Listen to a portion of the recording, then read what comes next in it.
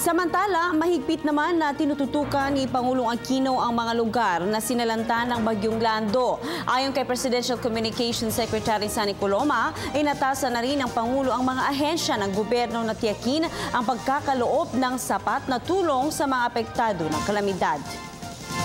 Nanatiling nakatutok ang buong puwersa ng pamahalaan upang masiguro ang kaligtasan ng ating mga mamamayan na naninirahan sa mga lugar na apektado ng Bagyong Lando.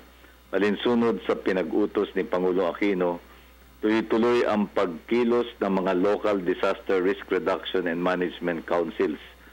Katuwang ang DSWD, DPWH, AFP, Department of Energy at DILG at mga ahensyang nasa ilalim ng kanilang pangasiwa upang mabigyan ng kaukulang tulong at serbisyo ang ating mga mamamayan at pamilya sa mga rehiyong 1, 2, 3, 4, 4A, 4B, 5 at CAR. Patuloy din ang mahigpit na pagmamanman ng DOST at ng Pag-asa sa galaw ng bagyo, maging ang paglalabas ng mga advisory at weather bulletin na nagsisilbing gabay sa mga disaster response and rescue units.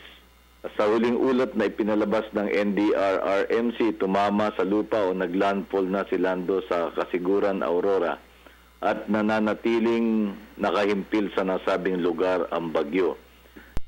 Buong pwersa ng pamahalaan na nakatutok ngayon para tiyakin ang kaligtasan ng ating mga mamamayan at matamo yung ating objective na zero casualty sa mga kalamidad na katulad nito.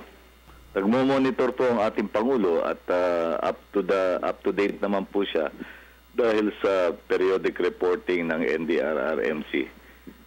Lahat naman po ng mga concerned government agencies ay nagbibigay ng regular na update sa ating Pangulo at siya rin po ay patuloy na nagmo-monitor ng sitwasyon sa pamagitan ng ating mga cabinet secretaries.